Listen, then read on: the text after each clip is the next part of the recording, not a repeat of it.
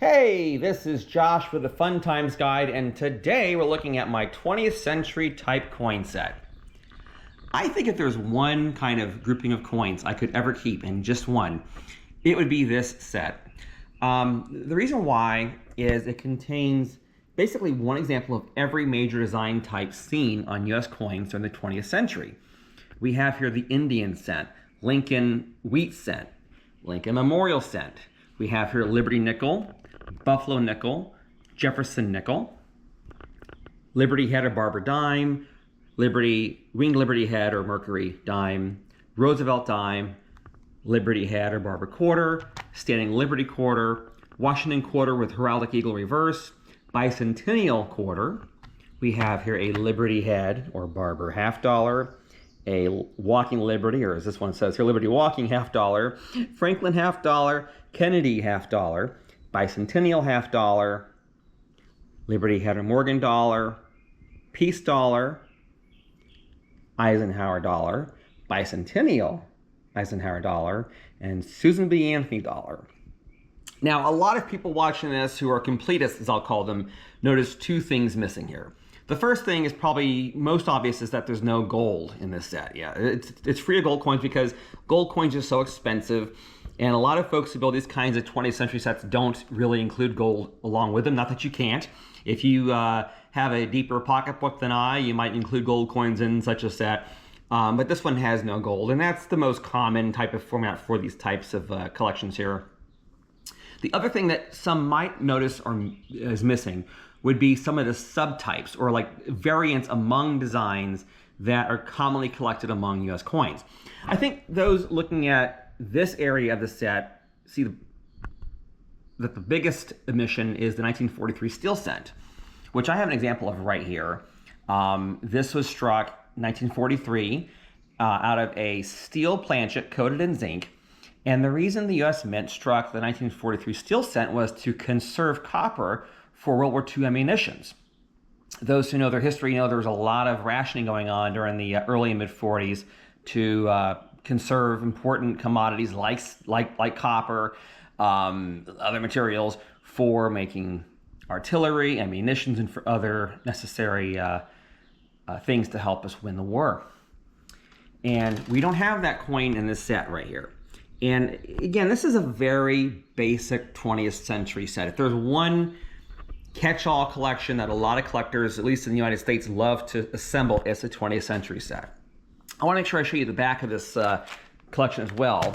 So we have here the reverses of these coins, the reverse of the Indian cent, Lincoln wheat cent, I'm sorry, it's upside down, Lincoln memorial cent, Liberty nickel, Buffalo nickel, Jefferson nickel, the Barber dime, Mercury dime, Roosevelt dime, Barber quarter, standing Liberty quarter, Washington quarter with heraldic eagle reverse, bicentennial quarter, reverse of the Barber half dollar, reverse of the walking Liberty half dollar, reverse of the Franklin half dollar, reverse of the Kennedy half dollar, reverse of the bicentennial Kennedy half dollar, the reverse of the Morgan dollar, reverse of the peace dollar, reverse of the Eisenhower dollar, reverse of the bicentennial Eisenhower dollar, and finally the reverse of the Susan B. Anthony dollar.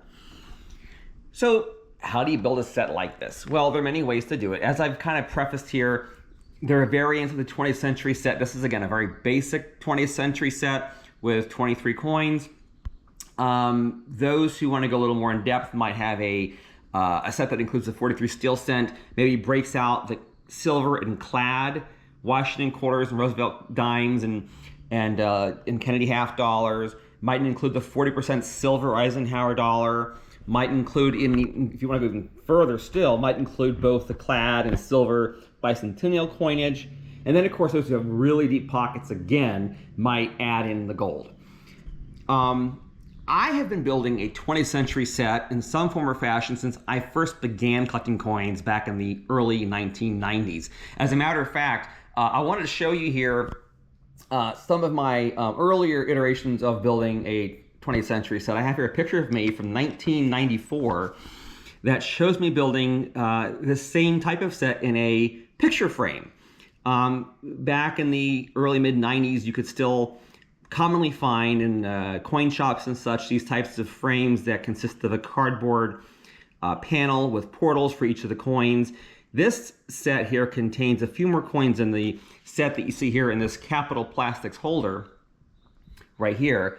When I first began collecting coins back in 1992, 1993, I actually had my 20th century set in a coin folder, which is this blue album or blue folder right here. In fact, this is my 20th century set back in those days, lacking a lot of coins that I could not afford when I was 11 and 12 years old. As you see, there are many different types of platforms for collecting a set like this. I chose the Capital Plastics set here in 1999 because it's made from a deluxe lucite sandwich style construction right here. It's a 3-panel construction. The center white panel contains the coins, and the 2 outer panels are transparent. And this is like museum quality here. These are very expensive holders, but they last a long, long time. They're inert, so they will not harm your coins.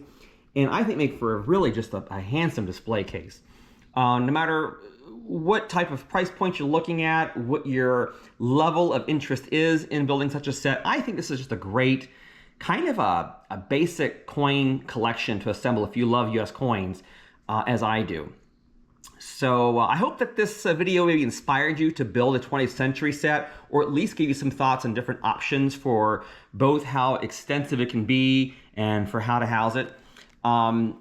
Again, I'll always be happy to answer your questions. Just leave a comment down below on your thoughts about the 20th century set, maybe how far along you are, maybe some ideas that you might have for building such a set like this. And I thank you for watching. Again, this is Josh of the Fun Times Guide, both in 1994 and today, with a halo over my head, signing off.